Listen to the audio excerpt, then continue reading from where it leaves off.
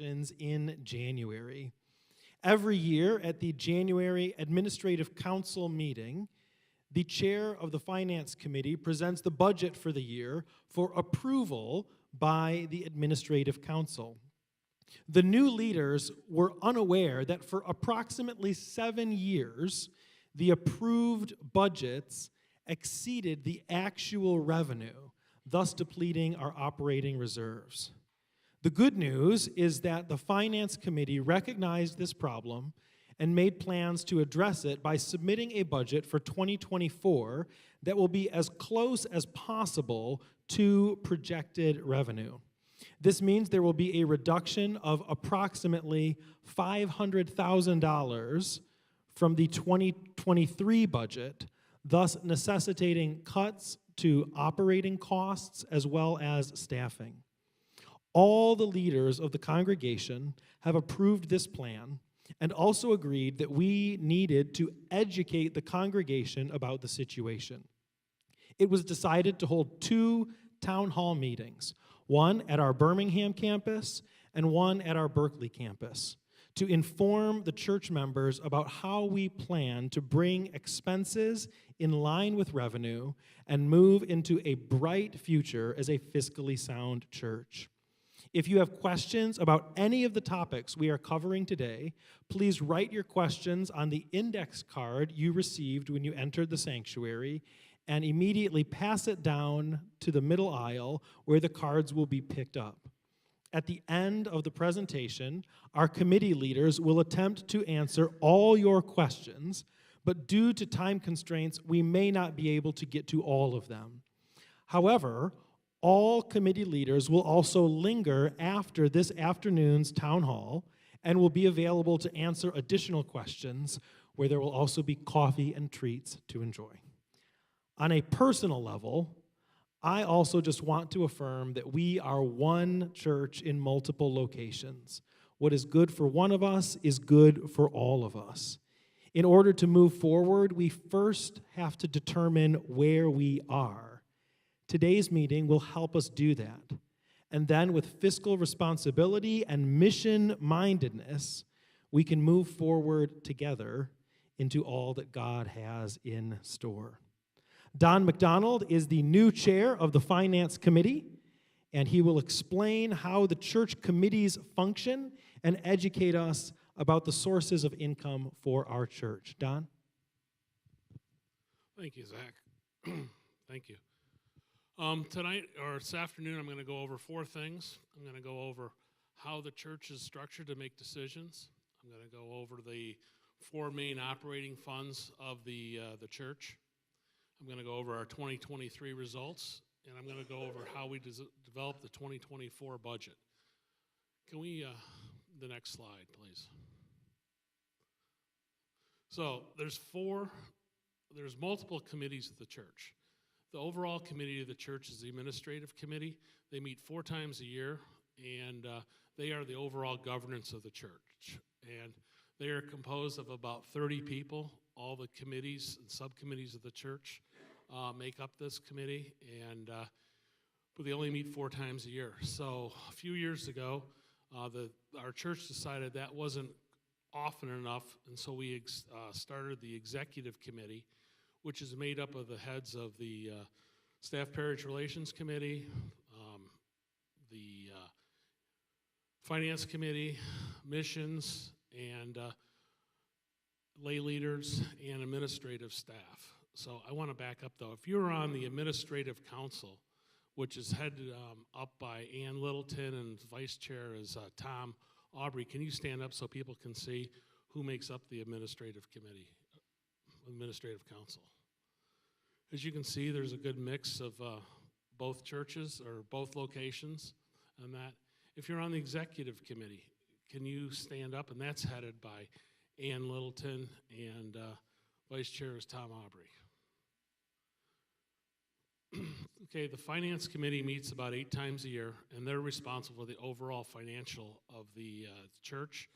Their main job is to take a budget forward to Administrative Council in January and do monthly report outs to either the Executive Committee or the Finance or the Administrative Council on how we're doing as a church.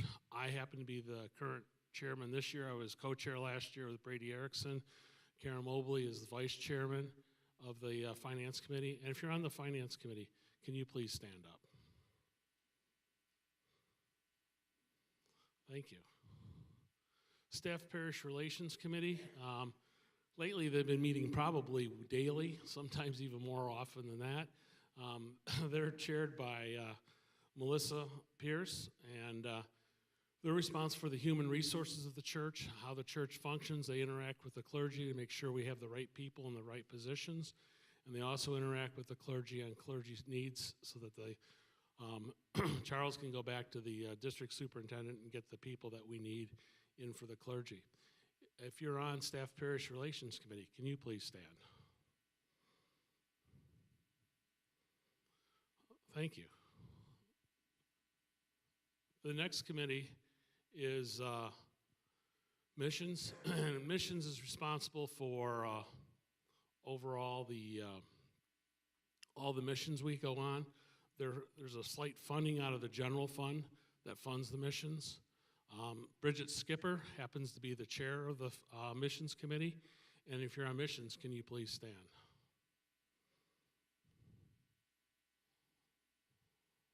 Thank you. Trustees, they are responsible for the church properties, ensuring that all the properties are maintained, ensure that the properties are used to the best that we can use them.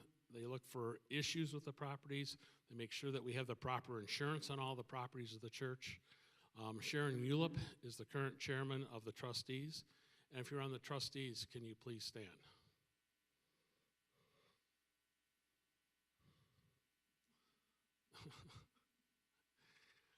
Endowment committee is responsible for managing the endowed funds for the church. The endowed funds are monies that have been left to the church or given to the church for specific funds. There's two endowed funds. There's the general fund, and then there's the name fund. The name funds are where people have left money for the church for very specific tasks and very specific items, such as missions or clergy education and that. Endowment is currently chaired by Eric Freeberg, and if you're on the endowment committee, please stand. And then we have the investment committee. The investment committee is responsible for managing the funds of the church, the investments of the church. Current Rob Gabriel is the chair of the investment committee. Prior to 2022, we managed all the investments in the church inside the church by church members. It was decided in 2022 that it was probably better to get a professional money manager fund. It was then decided that BNY, Bank of New York, would become the investment conduit for the church. And if you're on the investment committee, can you please stand? Thank you, Mark. So, finance committee responsibilities. We're responsible for making sure that the stewardship campaign is run.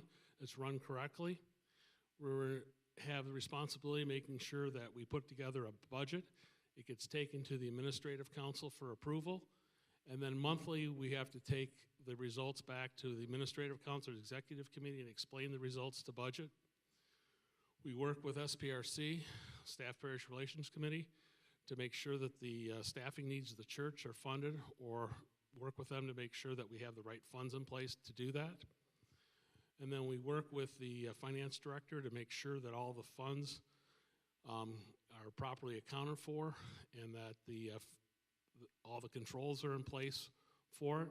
And then we also work with the audit committee to ensure that the audit gets completed in a timely manner. So we got 4 funding sources of the church that we really consider that. All the funding is done by contributions from the congregation. The first one is the ministry fund, also known as kind of the general fund of the church.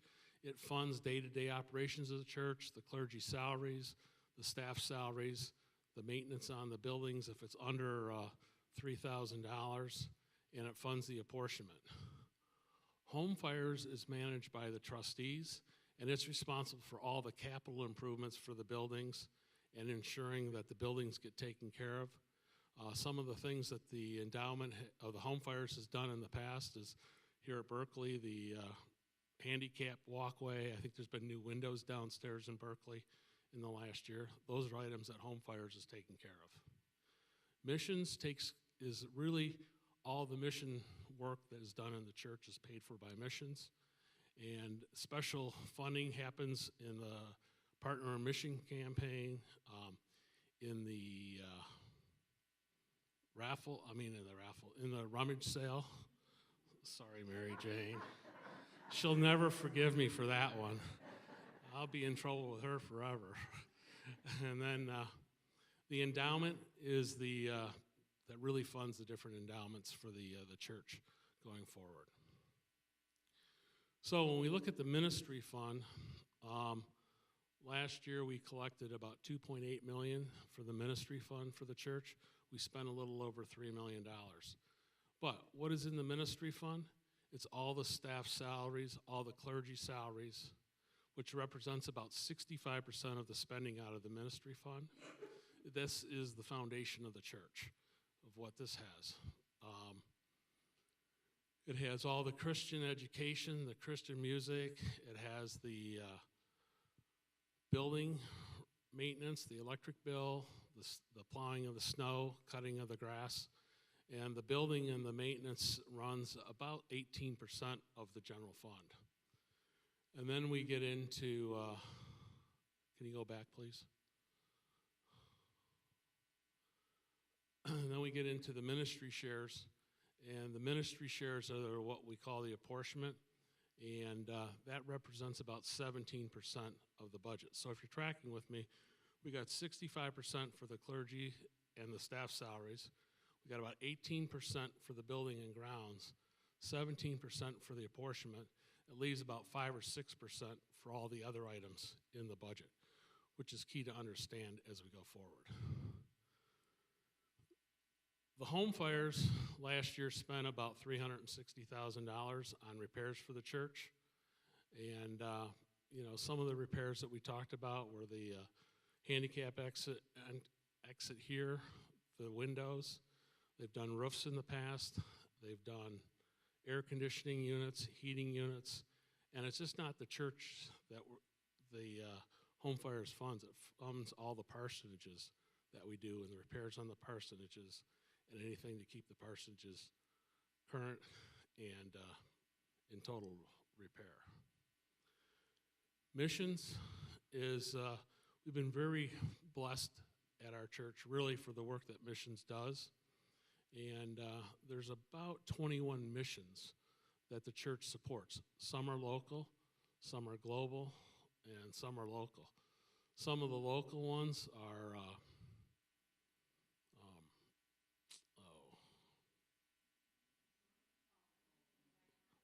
thank you.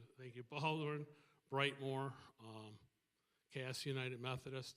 Those are kind of the local ones. We do a lot with Haiti and Honduras for global. And then Sneedville down in Tennessee is a national one that the church sponsors. Bridget.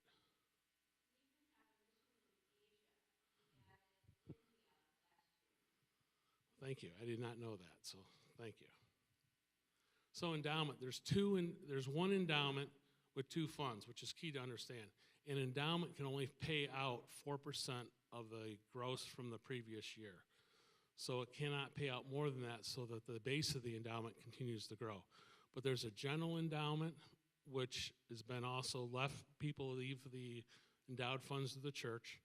And that's about $4.8 million. It generates about $180,000 a year for the church. And it can be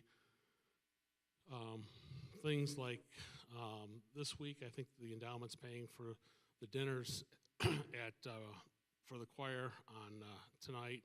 They also do other items with the that help with clergy education and that. And then there's 15 named endowment funds that pay for specific things that people have left for the church, such as clergy education, mission support, and some very specific things. And that can only pay out 4% of the base, which is about $3.5 million of the gross. And the reason why it only pays out a portion of it is so there's always funds there left legacy to fund future items for the church.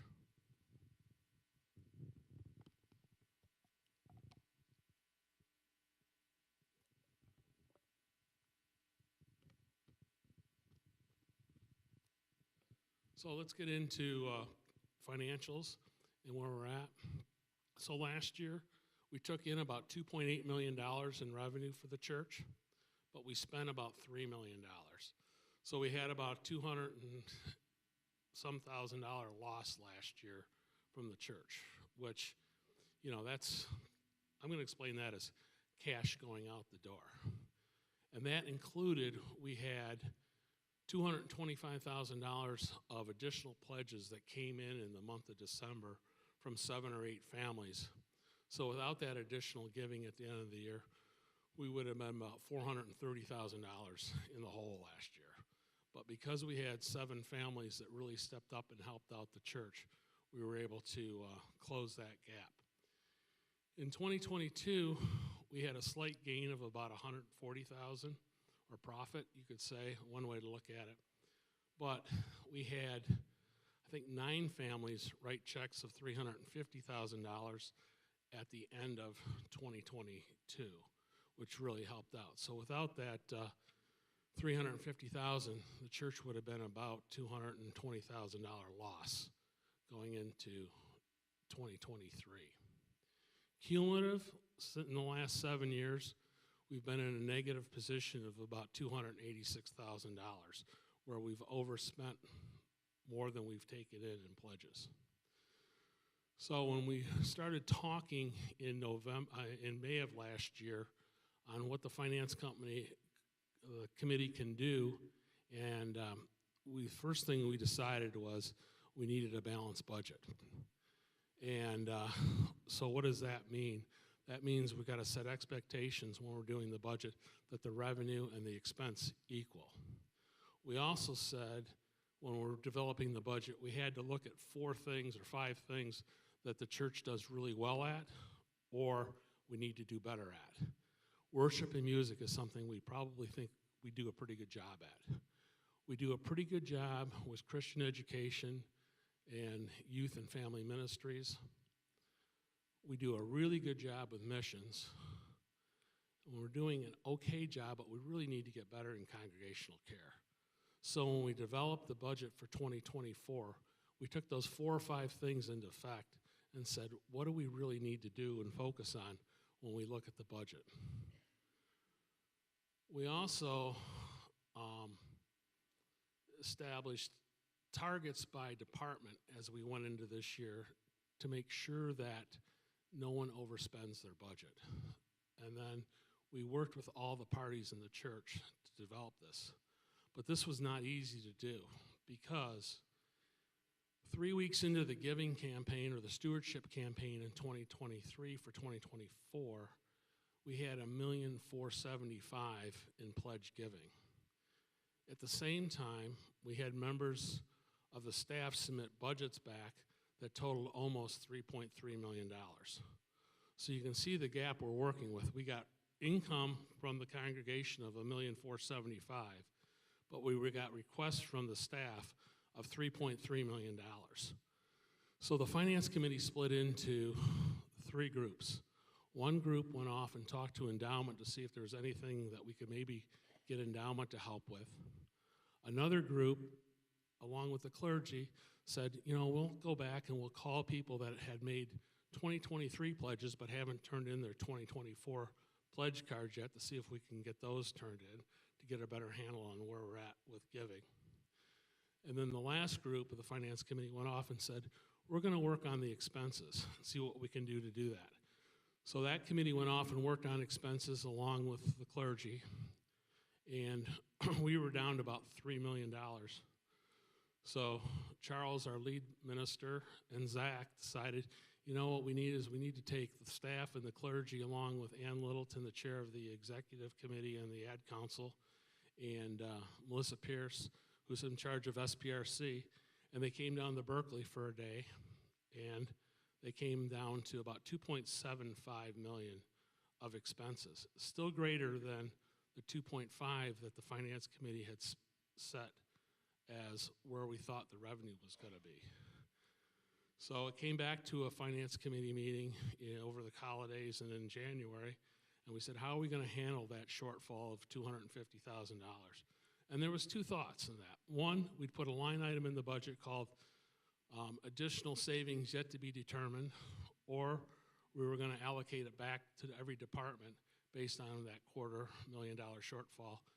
There was a motion made at the Finance Committee, and it was unanimously approved to spread that $250,000 back against all the departments in order to get to a balanced budget. But let me come back to revenue. So finally, in January, we got all the estimated giving cards in for the stewardship campaign, and it came out to 1.977, which is really short of the 2.5 that we were looking for. So we went back and did some analysis, and we said every year there's about $400,000 worth of unpledged income that comes in through the church for the year. So we added that to the 1.9, and then we added about another $130,000 of miscellaneous income that we're going out trying to find how else we can fund it besides through pledged and unpledged income. So let's look at where we ended up for the year. We ended up with 2.5 for revenue, and we ended up 2.5 for expense, which is about $500,000 less than what we spent in 2024, or 2023 rather, for 2024. But we really feel the budget we took forward is doable. It's, the revenue, there's $500,000, $600,000 of the stretch that we got to go find in that. And we still are working on, with SPRC, Staff Parish Relations, on how we get back to the 2.5 in expense. So with that said, what are we doing going forward to look at the thing? So Finance Committee has decided that really we need to look at balanced budgets going forward. And we need that to really be the key in how we're going to run the church going forward. The finance directors made commitments to meet with each one of the staffs on a monthly basis to see where we're at with the budgets that have been set up.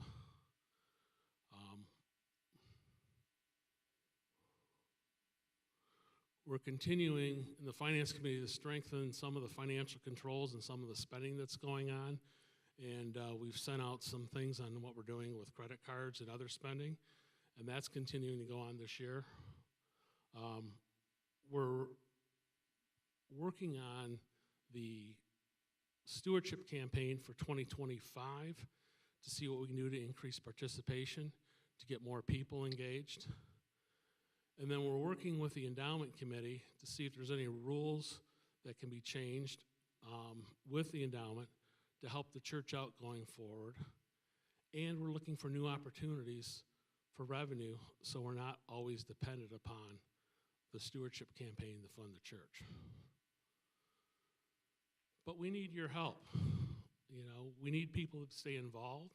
We need people to get involved. This is a big church. Getting on committees is really great. It makes a big church a small church, and it really helps with people getting involved.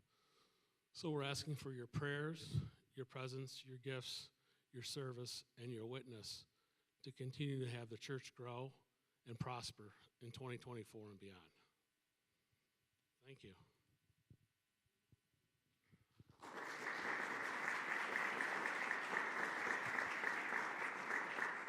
Mark, we'll answer questions at the end, so, okay.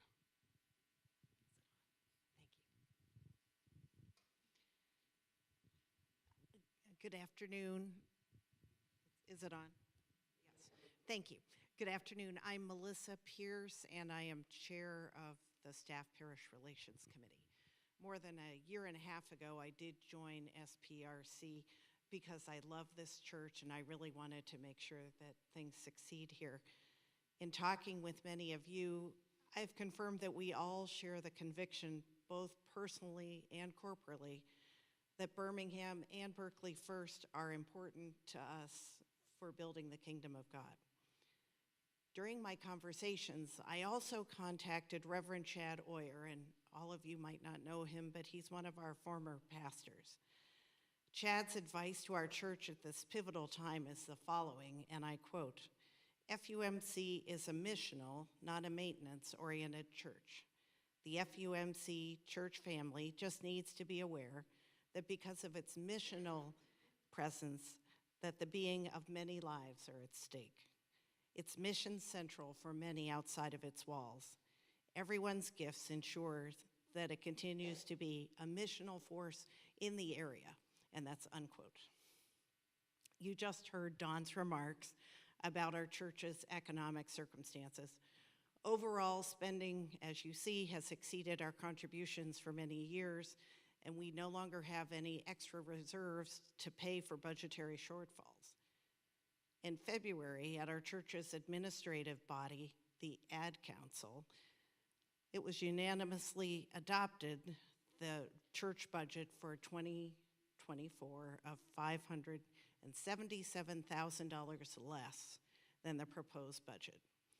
Personnel and benefits do account for 65% of the operating budget, and SPRC is tasked to cut over $300,000 this year. Areas to cut expenses have been identified. Contracts for utilities, including lawn care, snow removal, internet, phones, and copiers, are being investigated to reduce costs. Custodial staff on Saturdays has been eliminated, with the exception of weddings and funerals. And employees who are no longer with us are not being replaced. Each department has been given a budget and must operate within it. Finally, 1/3 of the staff must be trimmed, and this process is already underway. SPRC, working in conjunction with senior pastor, senior staff, and lay leaders, have worked on identifying the most important components of ministry so we can adequately staff those areas.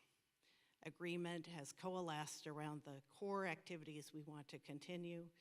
They are worship and music, children, youth, and family ministry, missions, and congregational care. Our resources will be supporting those ministries. What will these changes mean? Things will need to be done differently. Where we have had staff in the past, we will now need to call upon you to assist us to do important work, much the way we do for the rummage sale or the raffle. Please recognize the positive example you are to others by helping your church.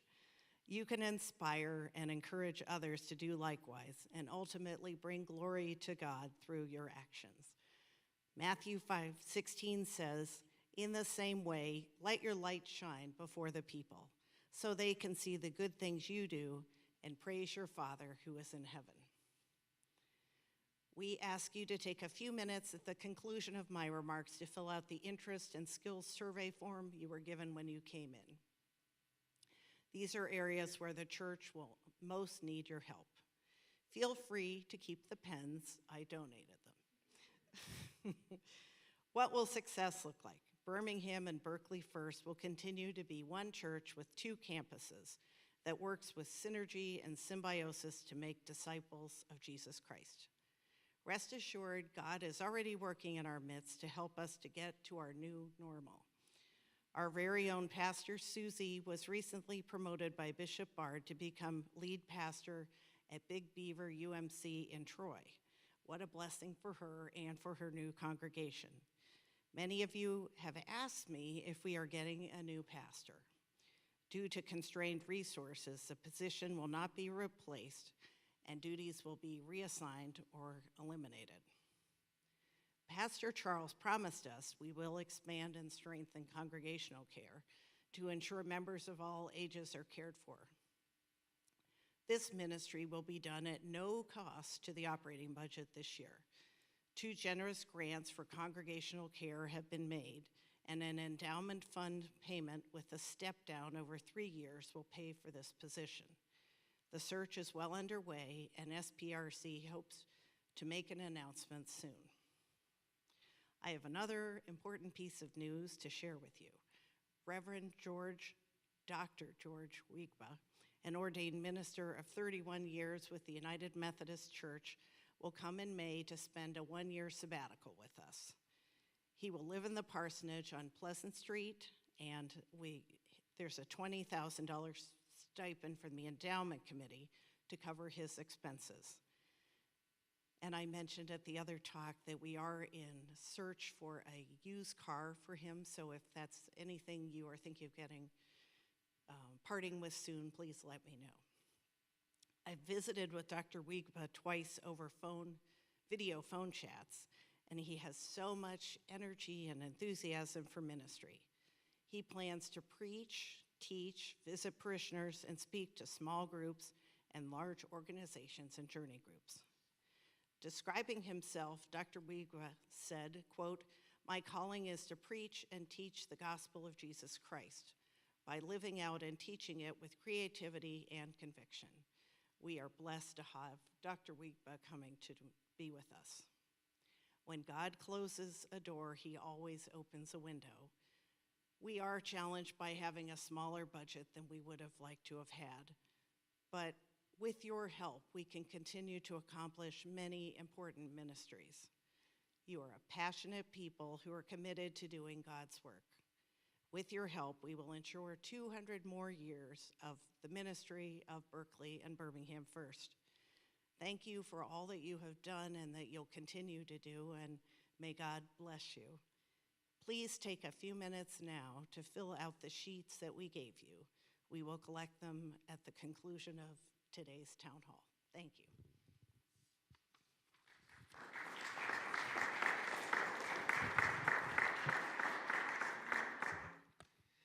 Good afternoon. I will be giving some comments about trustees. My name is Sharon Ulep. A lot of folks know me from singing in the choir over at the Birmingham campus. This is the first time I've been in this position in the Berkley campus. You have a very, very beautiful window up there.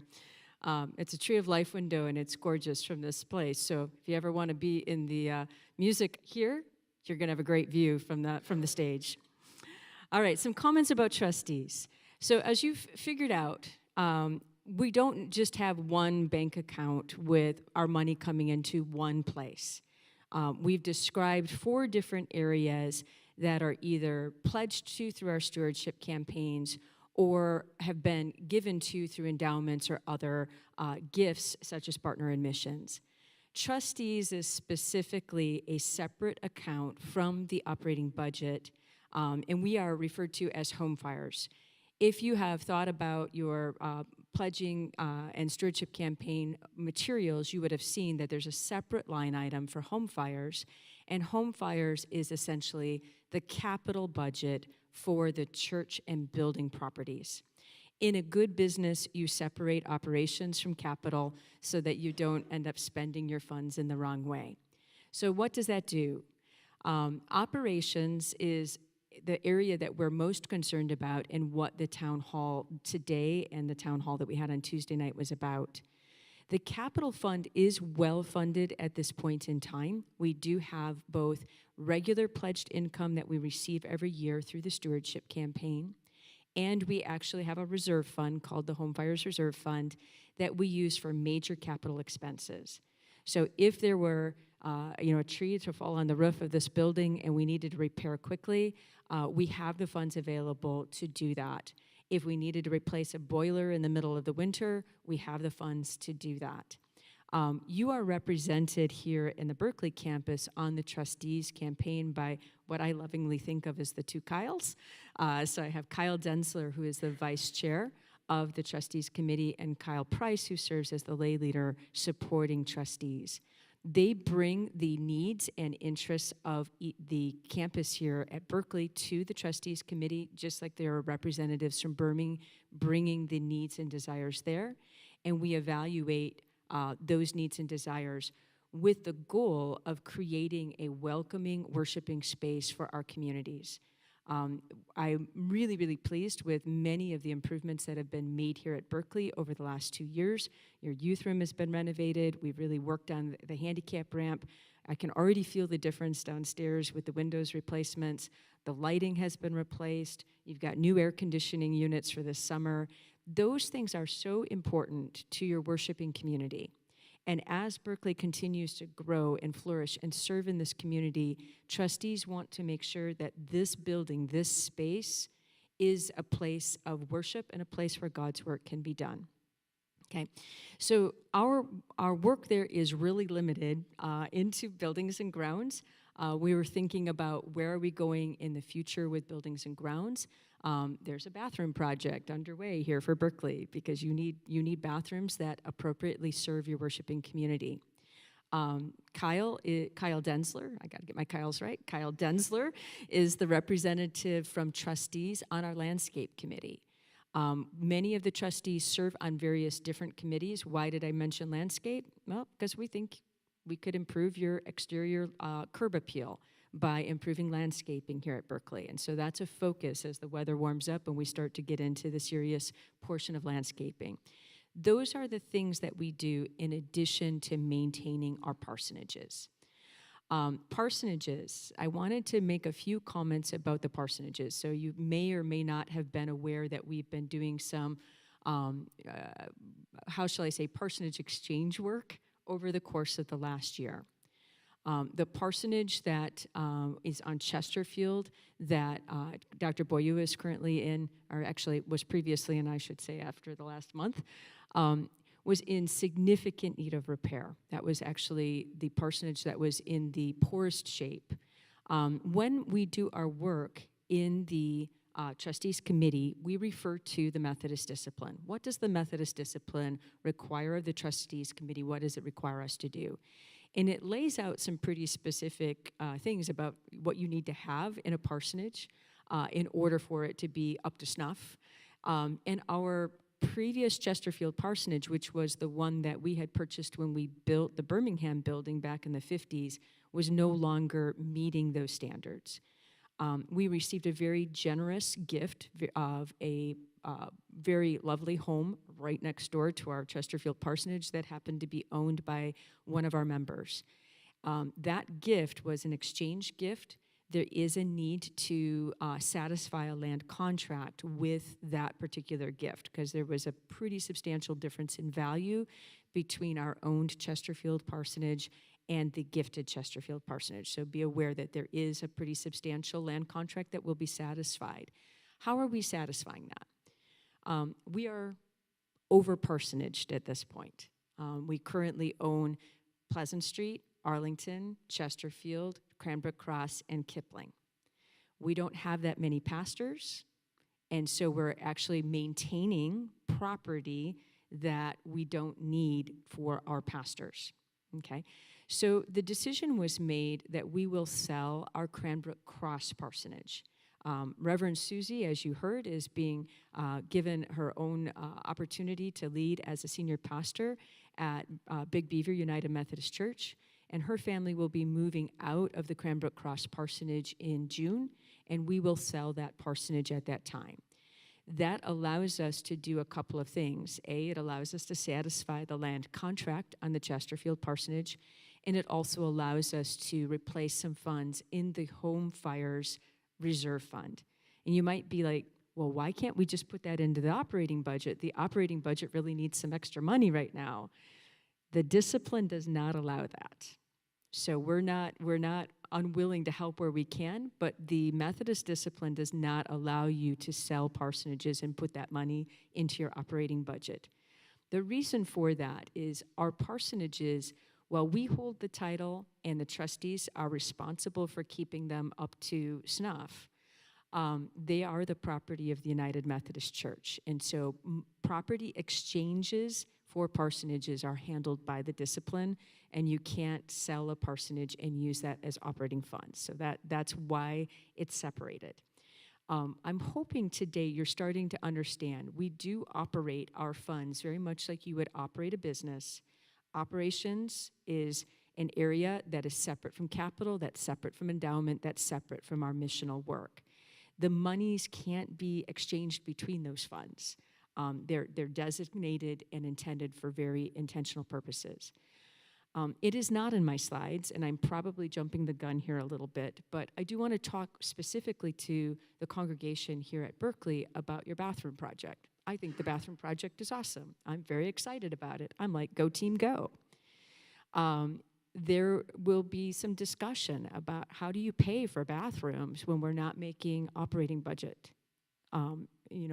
sound. Capital is separate from operating. When you're choosing how to fill out your pledge card and you're recognizing your gifts and your donations, it is thinking about, what is the support for the operating budget and what is the support for the capital budget. Capital giving to support bathroom improvements here at Berkley is separate from operating. And what I'd like you to thoughtfully consider is that both areas need your support, okay? Trustees is committed to making sure that this building serves your community, your worshiping community that's doing the work of God in this space. I love how in touch you are when you have community events and your streets are closed and there's really old cars driving down and everybody's really happy, and the fact that we open the doors here and the community can come in and use the bathrooms and see the space and ideally say, I like it here, I want to come back. So we're committed to making sure that capital funds are spent properly to make sure that this is a welcoming place for worship. With that comes operating expenses, and the talk today was about the fact that we need to make sure that we are honest with where we're at on our operating budget right now, and that we're also supporting that operating budget. If you have further questions about capital expenditures here, I'll be happy to answer those questions later in this talk or over coffee a little bit later. Thank you.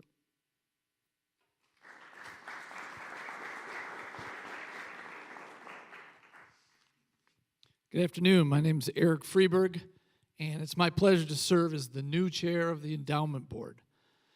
The Endowment Board oversees the general endowment, as was stated previously, and the named endowment funds. And as previously mentioned, these funds combined produce approximately $250,000 in annual revenue to support ministry and mission work. The purpose of the general endowment is to generate a fund or funds for use by the congregation to meet ministry and mission needs not included in the operating budget, and to provide a continuous educational program to encourage and inform our membership of the opportunities for endowment gifts and giving through donations, bequests, memorials, and gifts. Because of the generosity of our membership, that's you, and our investment practices, the general endowment continues to grow. And as such, as was mentioned earlier too, we are looking at the Endowment and Finance Committees gathering together and discussing ways to increase the amount of revenue it generates for the church without risking the donated principal. We'll be working this spring with the Endowment Board on reviewing proposed amendments to the endowment documents with the goal of bringing proposed amendments to a special church conference, possibly as soon as July. Many thanks to all of you who have generously and faithfulness made possible our endowment ministry. If you'd like more information on our 2023 Endowment Funds Annual Report and newsletter, they're all available at firstlegacy.org. And I don't have three hands, but here's copies of them. May be available here at the church too, but they're all available again at firstlegacy.org. Thanks.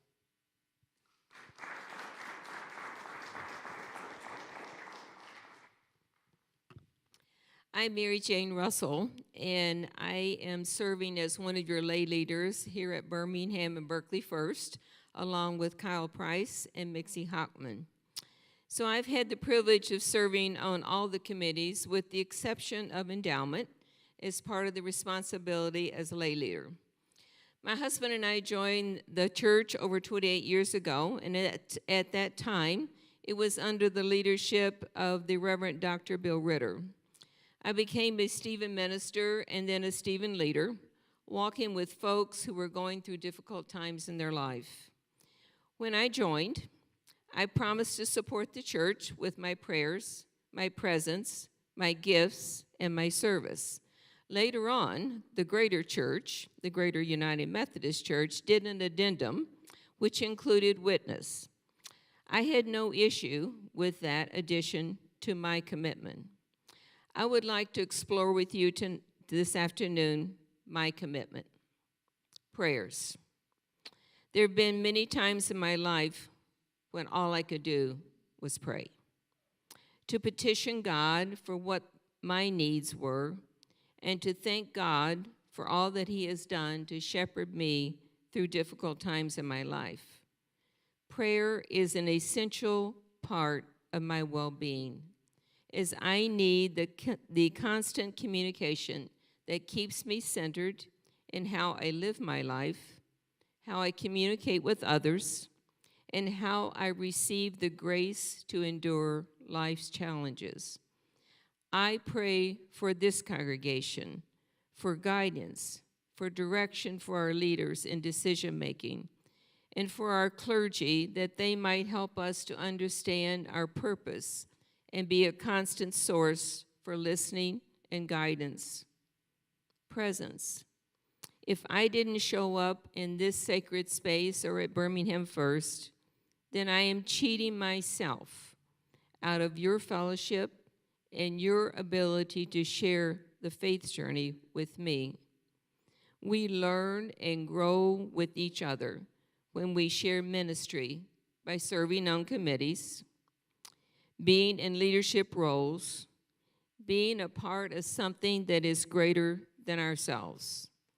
We all need to be present for each other because we never know when we need our hand held or when someone else needs to hold my hand. The only saying that goes with "you got to get in it to win it," I would add, "and you got to believe in it," holds true for the church. So the gifts. We are blessed with congregation members with lots of experience in many different areas of expertise. You may be a teacher, a lawyer, you might be an IT person or an engineer, a social worker, a finance person, a strategic planner, and the list goes on and on.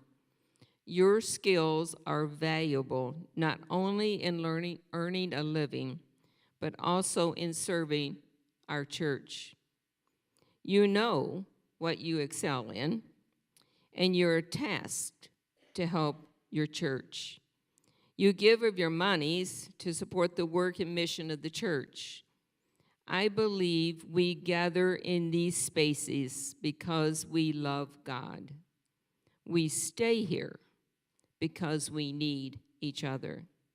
We are better together as we unite around a church that has positioned itself to go out into the mission field. So service. We have elected and commissioned leaders. We have committee members and church staff that help us to carry out our work. We are capable of turning things around when times get lean and more is required of each of us. I have seen and heard the conversations around hours of discussion of how to best manage the direction of our church under today's circumstances. We are grateful for the past leadership and for those who have given hours of time and expertise. We are especially grateful tonight for those who are currently devoting themselves to the task before us. I have never been more encouraged or excited about how leaders have stepped up, and the energy in the meeting rooms just explodes with enthusiasm. You can't help but feel the hope for us as a congregation to forge ahead, to face our current circumstances, to find a path forward together. This is why we are here today, this afternoon. Look around you. Look at the people that support you. You are loved by the God that created all of us. Keep the light and love of God beaming bright. Everyone is needed. Find your gifts.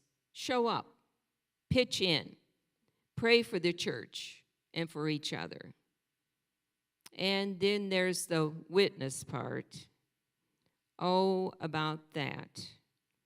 If we renew our vows to uphold by the prayers, the presence, the gifts, and the service, we are all well on our way to the witness part. But here's the thing. These vows are not multiple choice. These vows are the light for each of us and for the world. Let our witness be renewed today as we continue our faith journey and be the church that we are called to be. Thank you.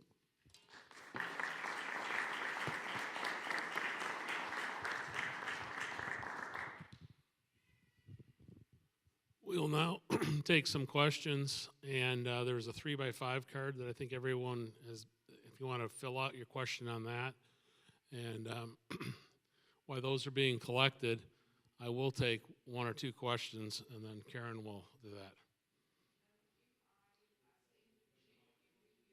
Just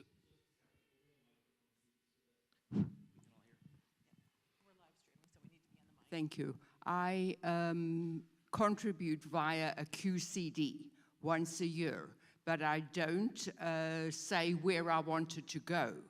So is that okay? Then the church decides whether it needs to go to fund the church maintenance or whatever. Is that okay? That's perfectly fine. I mean, if it's once a year, you're not designating where it's going. It's probably going to the general ministry fund of the church, and that's where it would be the first stop, was where your funds would be donated to. But thank you for giving.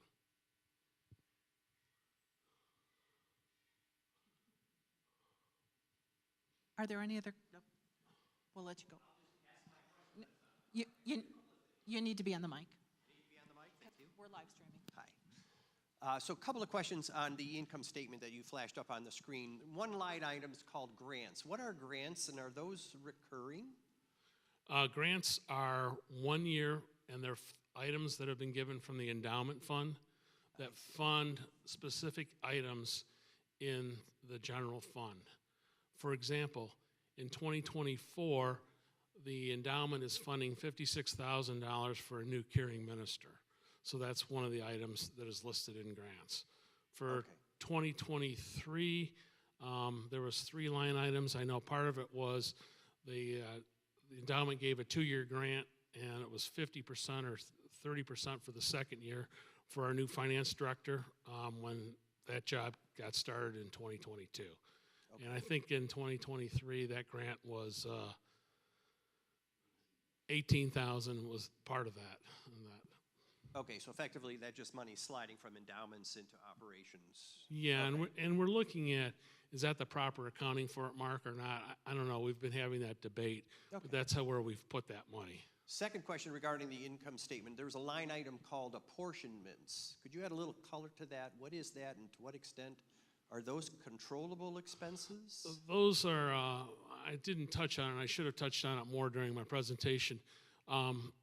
Being part of the United Methodist Church, we have funds that fund the United Methodist Church globally and locally, and we get a bill from that.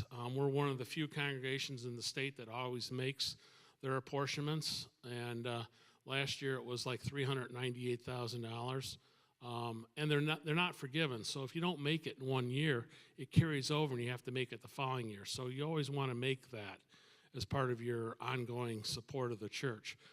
For going into 2024, our apportionments are $312,000.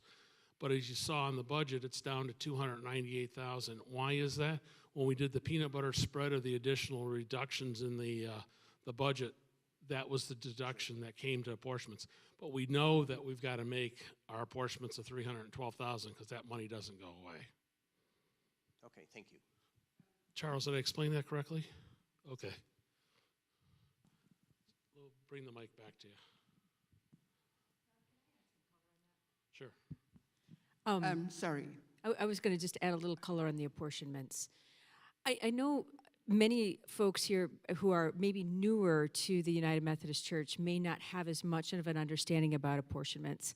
I happen to be a PK, a preacher kid, so I have an understanding of that.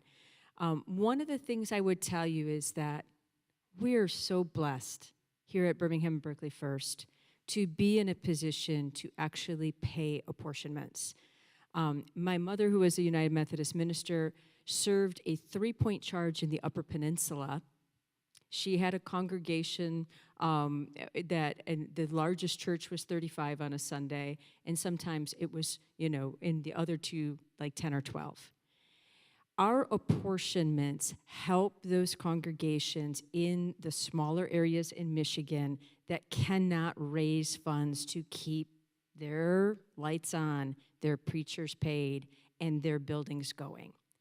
And it may feel like, well, why should we give money to those other churches who can't fund themselves when we're having our own financial problems? And I really encourage you to think about, would we stop doing the work of God in those remote places? Apportionments, yes. Birmingham and Berkley First have always paid large portions of apportionments in our conference here in the state of Michigan. But you look at what is important for the work of God in our state, and that's what the apportionments are used for. And many of those very small congregations make up the bigger picture of our United Methodist Church. So I've been part of our congregation for 35 years. The apportionment conversation often comes up when money's tight. But when I think about the comments that Melissa made about how we are a beacon of mission for the United Methodist Church, apportionments is part of our missional goal as a church. So I've really got to bring that up because I think some folks don't really understand apportionments, but they're really important if you think about the bigger picture of Methodism, particularly in our state and globally as a church. I wanted to say that I work a little bit with tax, and I've seen sometimes comments in the newsletter about using QCDs. But I've asked a few of my friends, and some of them don't seem to understand. So I was wondering if sometime near when you ask for the new year, whether you could give a little bit more of an explanation, because I've got to pay RMDs. So I use a QCD out of that. It reduces my tax, and I don't have to pay any tax on that. And it also, et cetera, et cetera. So it's a really great vehicle to fund the church and to reduce your taxes. Yes, the minimum distribution and being able to do the QCDs are, they're a great way to minimize your tax bill and to give money to the church. And you get to really recognize some real benefits out of it from a tax perspective. Yeah, thank you for that recommendation. It's something that we have been already talking about on the committee. As tax laws change and all sorts of things change, it's something that we definitely need to bring back because it affects a lot of folks. So, yep. Yep. These are great conversations and exactly what we need from you all. So thank you for that. All right. Mark, if this wasn't your index card, somebody had your same thoughts. Just want to make sure that we fully address. It was yours? Okay, all right. This is a long question. I'm not sure if this is Don or Melissa. So if the new congregational care role is funded through a grant and 3-year endowment, do we know what will happen to that role after the 3-year period? Where will the funding come from? I'll take a stab at it, and Okay. Melissa doesn't like my answer. She can take a stab at it. The 3-year grant is, so they pay 100% the first year, 50% the second year, and 25% the third year. So it'd be basically 56, 25,000, and 12.5. Now, what we really hope for is that the grant gets it started, and then we've got enough growth in our congregation and our giving that'll cover it in years 2 and 3. So that's basically, endowment likes to get things started for us, and that when we see value as a congregation, that we step forward and we cover those things in years 2 and 3 and going forward so that we can keep them going. And so it's goodness that they start and help us the first year, and then years 2 and 3, they'll help us half, and then 25. But it's just a good way that we've got to step up as a congregation to be able to fund those items.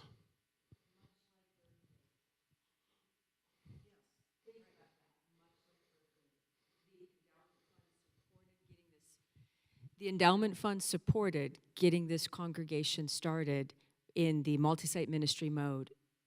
You've done a fabulous job here of making it something that does not require that endowment grant to continue. So when you think about it, you're the perfect example in this building of endowment getting something very important to doing the work we do started, and then let it grow and let it maintain on its own.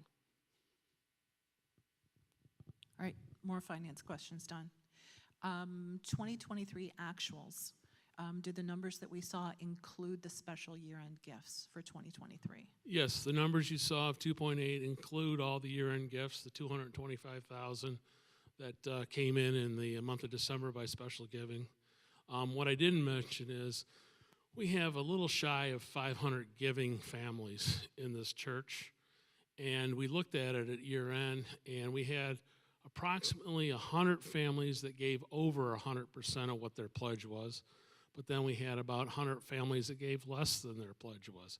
But all the money that came in was in the $2.8 million for 2023. Question back to apportionments. We talked a lot about it, but I don't think we've addressed this one. When we looked at year over year, we saw apportionments go down by about $80,000. Is that permanent, and can you talk to that reduction in apportionments? Well, we hope it's permanent. Every year they take, how the apportionment gets developed is the United Methodist Union takes all of their budget, and it comes up to a number, and then they take all the budgets over the last 3 years from the different churches that are part of it, and your expenses make up the same percentage of that. So if our expenses made up, let's just say 10%, and it was $3 million the total, 10% of $3 million would be $300,000, which is about what our apportionment is. That's how it gets allocated. So, we hope it goes down. They were looking at some things. I think, Charles, you've told us that they're looking at some things to keep the apportionment down. Since COVID, many churches are experiencing a recalibration of almost everything.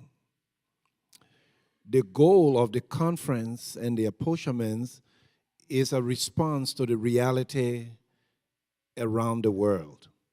For example, in the state of Michigan, there are churches that have disaffiliated and few more that will disaffiliate from the United Methodist Church.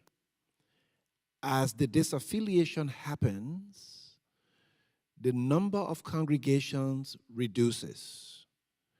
The Michigan Conference Cabinet is committed not to sticking us with a bill bigger than we can afford. So, we 2 years ago had 9 districts in the Michigan Conference. Our congregation is a part of the Greater Detroit District, one of 9 districts.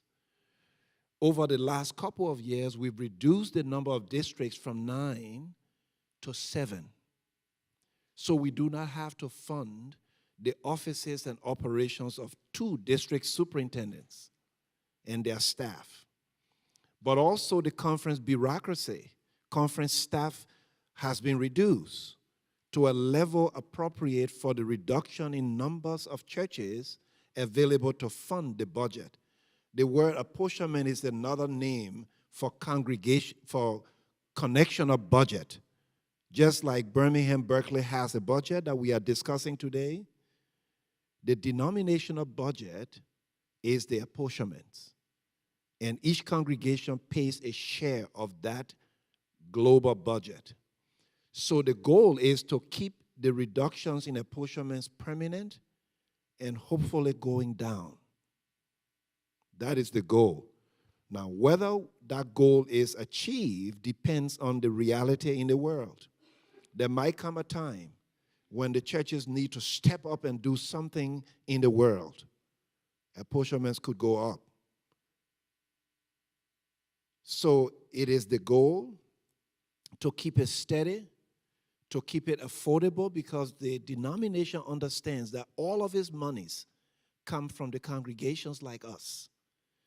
And they have to pay attention to what's happening in the congregations so that the expectations are realistic and fulfillable. So I think the goal is to keep them steady and decrease based on the number of congregations and the ability to pay.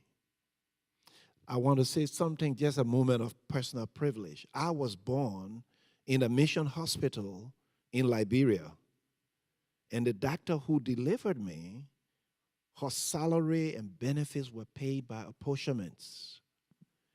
And at my birth, I had no clue that I would be standing here today as a senior pastor of a church that paid into that fund, that made it possible for me to be born under safe conditions. So you can look at me every time and say, apportionments at work.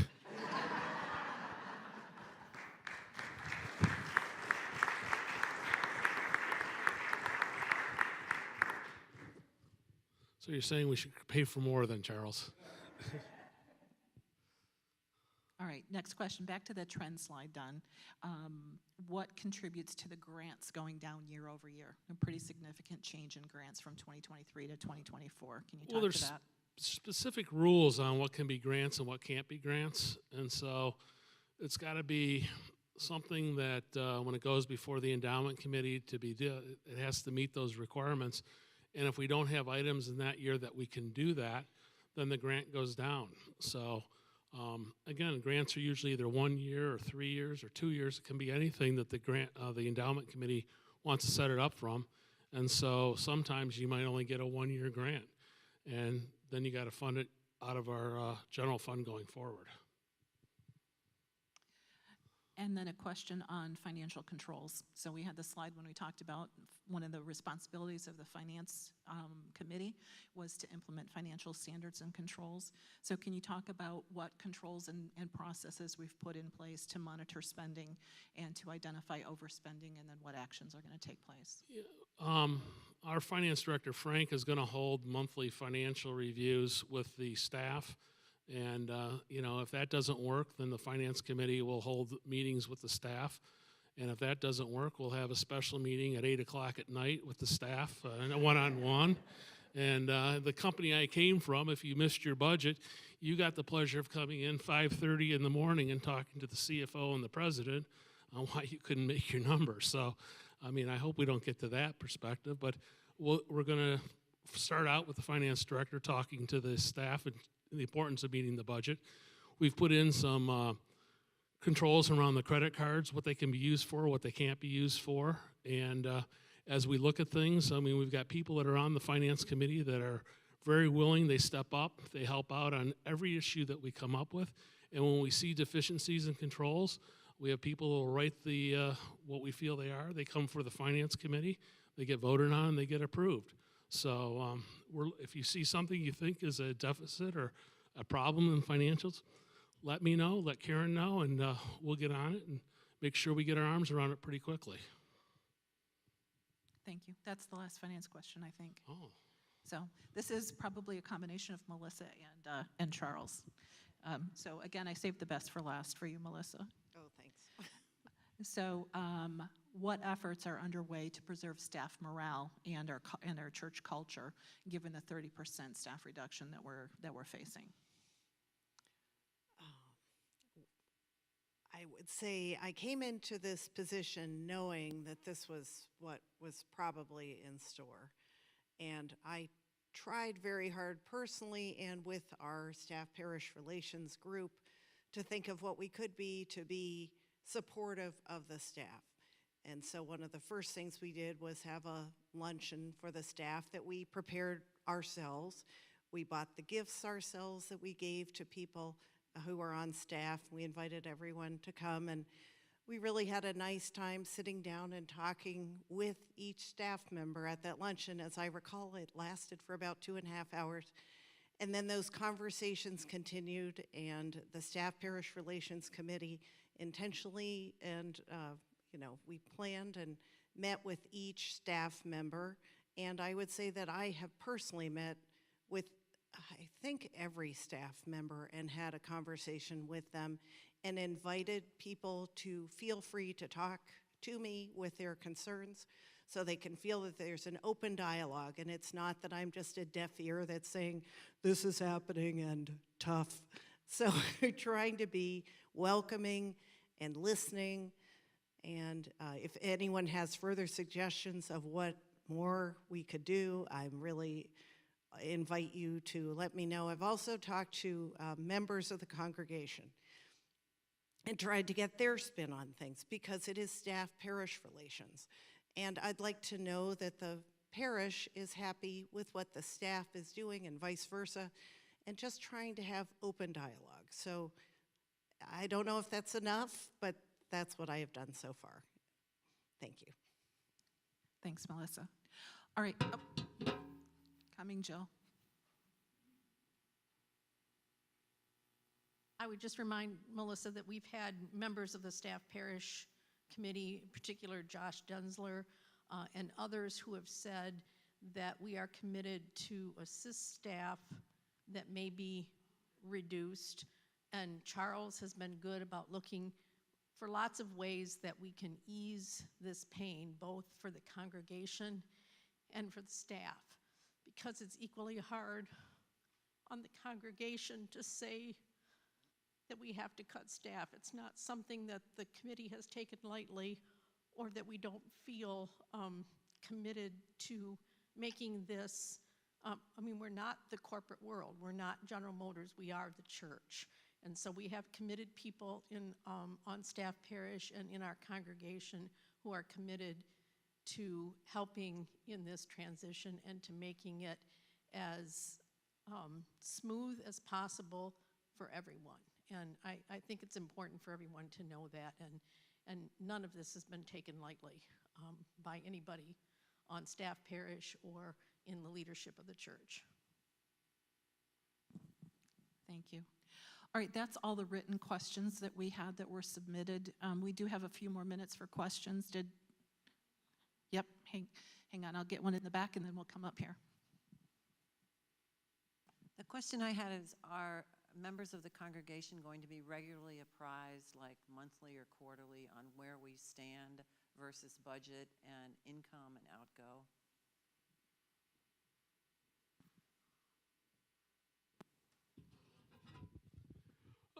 Thank you for that question. That's a good question. Yes, what we're thinking of doing, and along with we want to move the giving statements back to a quarterly submission, so they come out on a quarterly basis. And with that, we want to do kind of a quarter-page blurb of here's where we stand for the first quarter, here's the income we had, here's our expenses, and where we stand for the remainder of the year. So hopefully that's going to be our communication. If that's not satisfactory to you, let me know and we'll figure out ways. I know from the pulpit last year, Charles and even Russ Ives really talked about where we had to really clamp down on and get more contributions and things like that. But, hopefully by getting it into the giving statements as a kind of a paragraph, people will be well aware of where we're at. Hi, I just had a quick question as far as a parishioner just using our gifts and talents and being able to volunteer and perhaps think of ways that we could bring in some income through a lot of different things. And I'm wondering if there's anywhere, is it posted, like say over the last 5 or 10 years, how much money did the pumpkins bring in? How much money does the soup dinner bring in? I think it would be really helpful for the congregation to be able to see those kinds of things aside from just the committee members or whatever, so that you can, because as you're working on things, sometimes you have a lot of questions, and if we want to keep encouraging even more participation and more ownership of these things, it would be helpful to know, are they successful? Are they, not successful? What can we do to do better? And perhaps it's published somewhere, I'm just not sure where it is. So let me kind of answer that in a different way. A lot of what we do, such as the empty bowls, that's missions. So that does not go to the operating budget. That money goes directly out the doors, just like the proceeds from United Women in Faith's rummage sale. None of the monies that's earned from that stays in our church, ours, Birmingham and Berkley First. All of that money goes out the door. So many of the things that we do with respect to those kind of things, for instance, when we do at Christmas time, the gifts for the children of prisoners who are in prison, that money goes out the door. So you could calculate all that stuff. That's all mission work. So the monies that the church receives is dependent upon those monies to operate the lights, the electric, the gas, whatever the church expenses are, salaries for our clergy, the expenditure that we have for our ministry shares, those things, that's where the money comes from to operate that. So I think we've demonstrated both at Berkley and Birmingham First how good we are about raising monies for missions. What we need to work on is how good we can be to get the excitement and the enthusiasm and the energy into taking care of our own congregations. With the help, we have to have some staff support. We just have to. But we also need to be a part of making that happen. So if I could answer a phone, or I could write a card, or I could visit someone, that's my responsibility. That's my prayers, my presence, my gifts, and my service to the congregation. So we can't thank staff in the past, staff current, and staff in the future. The people who we actually employ to help us. We can't thank them enough, because I truly believe that each and every one of those people have given all their all to the church. It's up to us to step up and do more. And we talked about congregational care a few minutes ago. One of the things I don't think we do an excellent job in is inviting people to use their gifts in various ways that they are able to do. Congregational care has gone on with the support of clergy who are at the helm, down to people who we have paid to be in that role, down to people like myself, down to prayer circles and prayer warriors who are helping to keep the congregation intact and have the congregation feel that we hear when they're in trouble. We want to be present for them. We want to be the listening ear. We want to give back. And why do we want to do that? Because that's what God called us to do. He called us to take care of each other. So how do we see God? In each other. How do we serve God? By serving each other. How do we serve all of that? By honoring our commitment to our God. It's just kind of that simple. So yes, it takes money, but it takes everyone pitching in and doing their part. Preacher Mary Jane. I think it's time for, I knew we hired you for some reason. I didn't know it was about apportionments. So, but I think, isn't there other questions? I think that's the last question. I do want to, from a finance standpoint, I want to really address the last two questions that were asked, and I don't think I'm going to get in trouble, Don, for saying this, but the new finance team that we've got in place, we are committed to transparency. That's why we're here today, and hopefully that you saw that today. The group in Birmingham saw it Tuesday night. We can't fix a problem that we don't know happened. And so we're going to be in front of you as much as we can, maybe until you're tired of seeing numbers and hearing about numbers, but we are committed to being transparent and communicating. And so you might see some different communication, some different methods than you've seen in the past, but it's us trying to stay in front of you and keep you informed about what's happening in our church. So I think Charles will let you close us in prayer, and then we have refreshments. Stick around. We're happy to answer any questions that you might have in the back.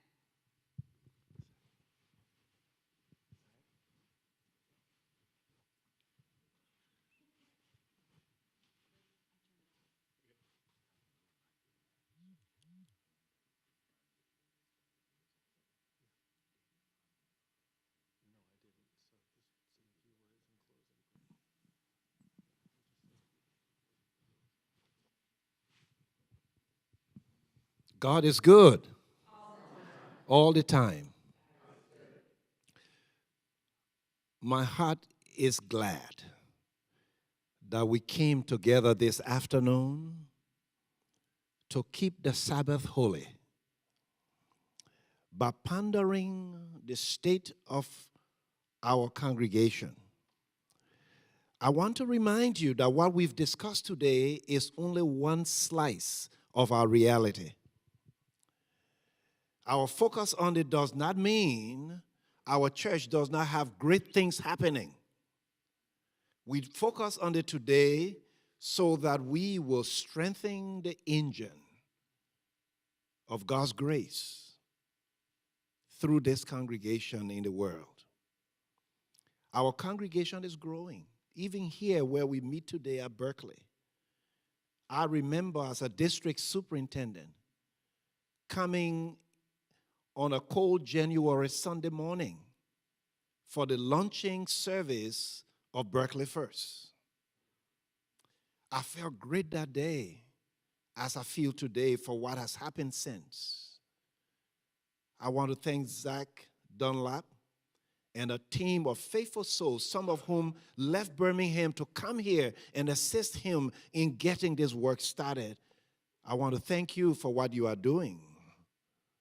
CNN and MSNBC and Fox News may not carry it every week, but I assure you the book of life, that newspaper written in heaven, is recording the work of the saints. I want to thank you for tarrying, staying this long on the Sunday. We all worship this morning, and here you still are. You are signs of what is yet to come. The founders of this great congregation, about 203 years ago, prayed and imagined a future, and that future is us. Today we've been praying, imagining a future, and that future is yet unborn. But I'm convinced today it will be born. It will be born through this meeting, through what you will do about what you have heard. Because you know the structure of Christian worship is invitation, proclamation, and response. Your leaders have proclaimed a message of the reality of where we are and what it would take to go where we need to go. On your behalf and on my own behalf, I want to thank these leaders for their exemplary leadership and service. Thank you.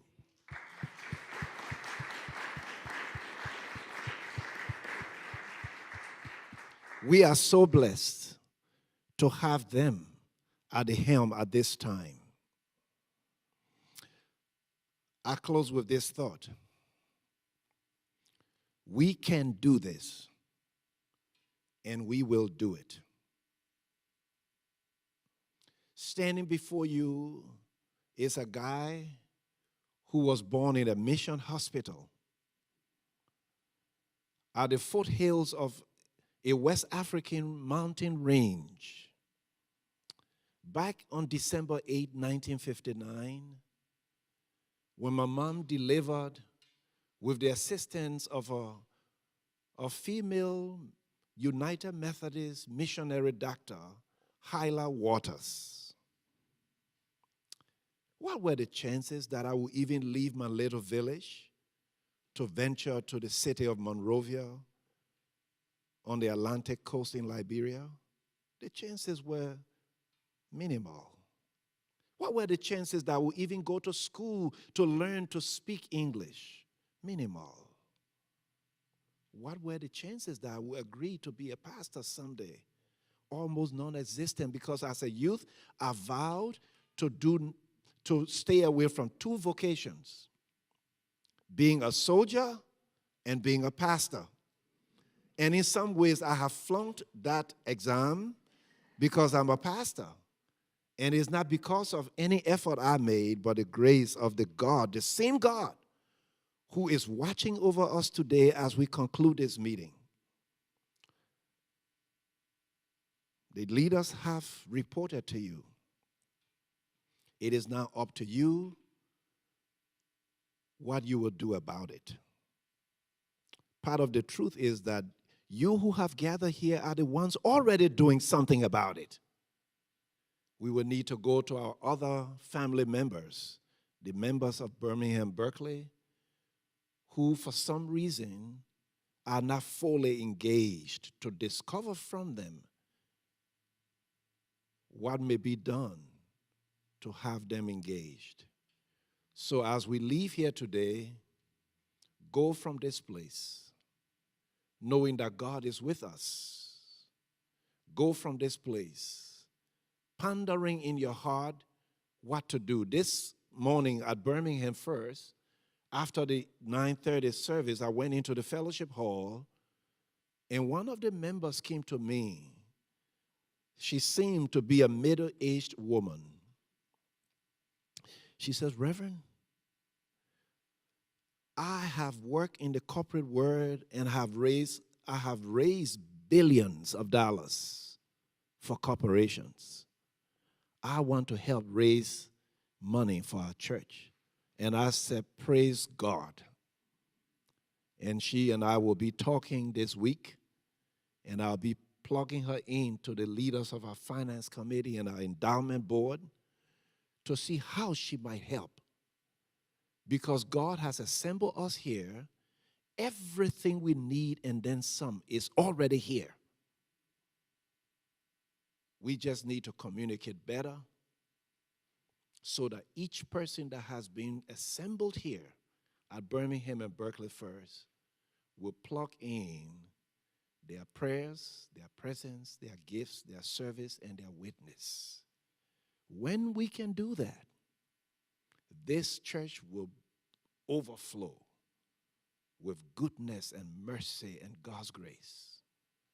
To the staff members who are here or who may hear what I'm saying, I want you to know that God will not abandon you. Whatever will happen in these next weeks, God will work it out for you, because great is your faithfulness. Because of you, this congregation is where it is. You give more than the call of duty. And don't ever let a little bump in the road discourage you. It's going to be all right. So will you rise for the benediction?